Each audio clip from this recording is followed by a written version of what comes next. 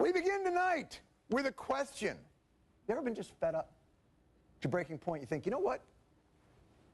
Enough with the rat race and chasing some materialistic dream. I'm just going to chuck it all and sell my stuff and move to some fishing village, drink ouzo, eat grilled lamb all day, charm tourists with my lusty, full-of-life attitude while subsisting on a pensioner's stipend. Sounds nice. And it is. Now, what would happen if an entire country had that idea at the same time? I present to you Greece 2011.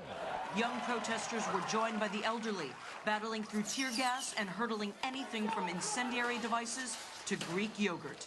Young people and the elderly throwing incendiary devices and yogurt. I wonder who was throwing the incendiary devices and who was throwing the yogurt.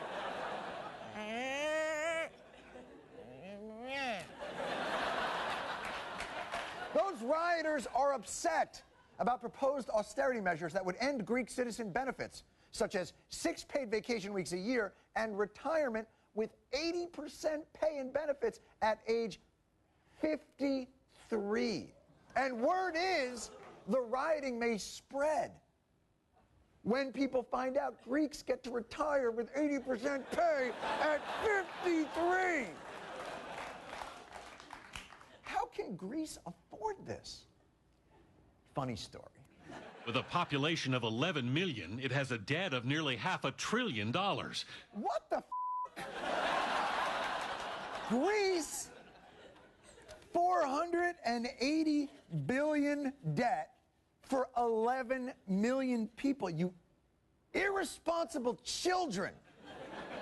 That is like $44,000 of debt per person. Oh, and don't give me that. Well, the United States has debt too.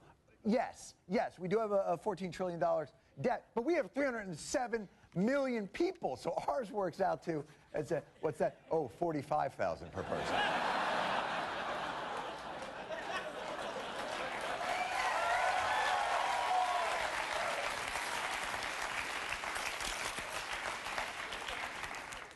But we get to retire never.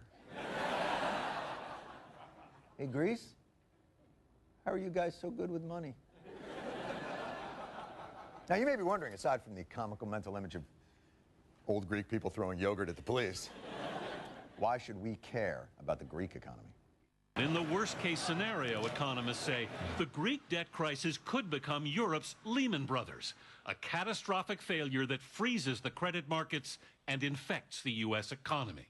What, the U.S. economy? But that's where we live.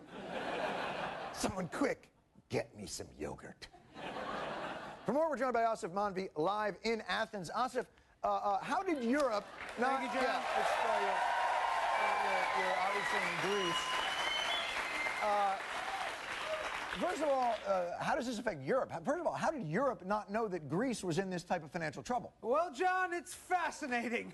10 years ago, when Greece realized that to cover their, even at that time, big deficit, they were going to need an influx of cash, they were very smart.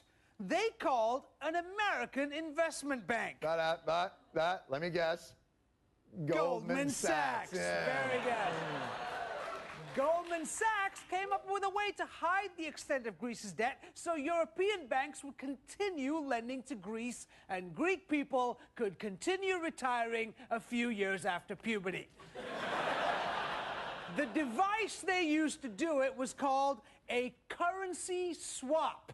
Oh, okay, so then the European banks who bought these swaps thought they were getting something fiscally sound when, in fact, they were a bit of, in the parlance of Wall Street. Oh, sorry, may I?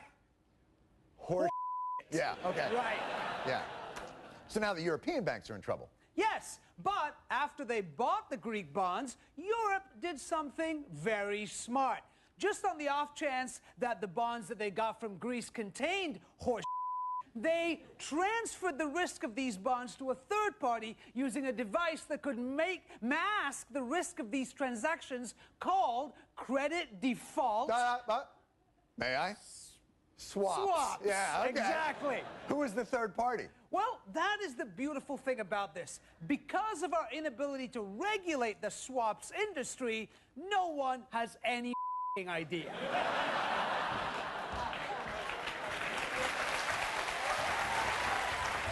Maybe